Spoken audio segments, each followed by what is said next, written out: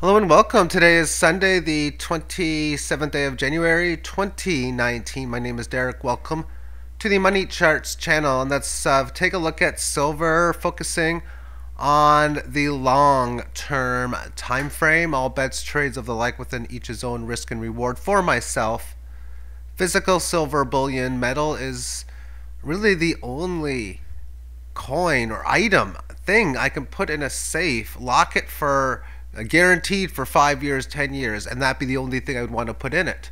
I would not want to put fiat cash in such over that period of time. And as much as I'm actively trading amongst cryptocurrencies, I am very sure that physical silver and gold will be a item still with good value and most likely with better value as we move in towards the future. Okay, so daily chart having a gain on Friday, managed to hit a top on January the 4th after a decent move towards the upside from the lows at the end of November or into November, end of November lows. On the weekly chart for the silver market, after this downward trend from the June breakdowns, has managed to establish resistance, come back to the band with this move in here. Looking to revert the trend on that situation. And amongst the monthly chart, it establishes level of resistance. Technically, it's still at the band area since it hasn't broken down below this low. But it's been a long period of time now since these 2011 highs. It's been nearly 8 years. Therefore, let's take a look at this more longer term with charts that I made, looking at the quarterly chart next. And this is going back to 1968 with these lows near $1.25. And then when this thing was going, it went from $1.25 up to well, several dollars, around $6. And then you had this little sideways range, and then this thing went up really far, really fast, really quick, to the point where this high has not been touched since that point. Very close to in US dollars. The Canadian dollar price would have been well noticeably north of 60, 65, I think at the time. $48 was the Canadian price high. But since that point, the market obviously had the downtrend, which of course ended. Support was established, multiple spots. First one, of course, was resisted amongst here. Okay, but since then, and since this high, it's been a long-standing view, and trend lines need to be broken, obviously. This one hasn't been yet. It's came back to where it came from in here. That's, to me, a very productive, normal sign on a price correctionary move. But when I look at this overall, I think to myself, how many other markets during the last half century or close to it, but this is over 50 years now from the 1968 low. So over the last 50 years, how many markets can honestly state that they are not up 20 times? Or, actually, I should be saying from these lows in here, 10 times. They're not up 10x. And I'm going to reference to these lows. How many of the markets can say they are well, not only below their most recent highs within this decade, or the 2010s, but also well below highs seen several decades ago? And this move, a lot of this reason why this went up, if you take a look at just the base mathematics upon such, for when markets are overbought, oversold, these markets were heavily oversold here.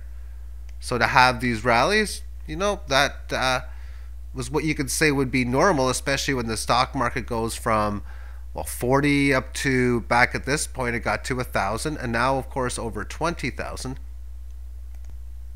And even if this did top at a higher number, say somewhere around here, or lower number rather,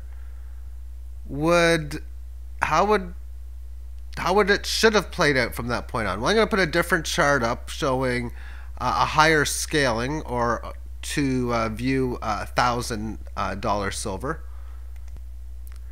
And amongst such, what could have happened in here was maybe you'd find a top in here and then come back to where it came from. This is what could have, obviously it didn't happen, but then you come back down in here, reach your previous high, consolidate a bit, and then you could maybe have a decent size move. And I mean, this could have been the way the market went. So then you'd have your 2,000 top, and then maybe we back up. And this could have been how the market could have, or should have behaved, might be another way of putting it, where fair value based on the prices of everything else and the currency supplies and all that stuff should have been. But as I look at these moves overall, you got a key low, a key high. And in between that, you had one decent correction of time. From that low, we've had this low in here with multiple little small moves along the way. And then the key high with its correction. So therefore, when this correction resumes, especially if you could do it where you talk about point A low, point B high, point C correctionary low, and then this you again would have to say point B high because it's a match of this one overall. Technically it's below it, but it's pretty much the same. And then you have a new low point that is significantly higher, because as I've stated in crypto markets, and I'm going to go back to the older chart to show, but the whole point of this is that the size move that could happen on a break of resistance could make this look tame, the move that happened at the end of the 1970s. When could this happen? I would be expecting at least to the 22-23 time frame, or 2022-23. But the market's gonna do what it's going to do. I own the physical metal, obviously, because it's a real asset with real value, and I've been holding it for years because I've been so anti-fiat currency. So then going back to that, as I'm talking about, when you get a rally, which from this one in here, when that occurs, what's the area that I want to see hold, question mark? And the only real place in between that it came from was exactly where it did hold, which would have been in here.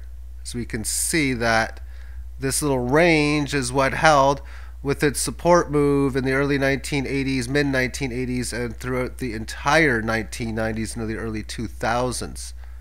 So therefore, we had point A to point B reach point C. So from point C to point B, or from this low to this high, where would it need to hold? Well, the first place is it has to make a key high or low. So technically speaking, this would be that general area. And if it could do it here, which it has, then that would even be more productive.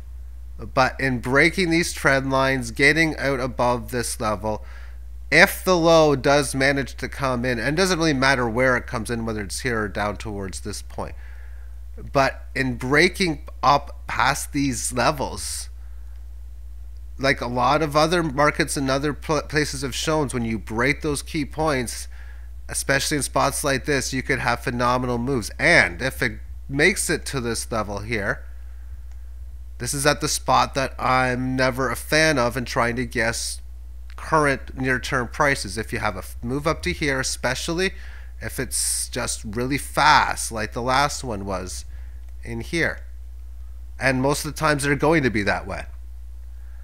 And then what's the play going to be? Is it going to be a price correction that will come back to a higher low in here? Is it just going to do like this for a while? Is it going to be a big price correction then go way down? Or is it not going to be resistance? And most likely, if that's the case and you just have extreme moves to the upside, it's exactly that, extreme. 100, 200, 300, 400, so fast.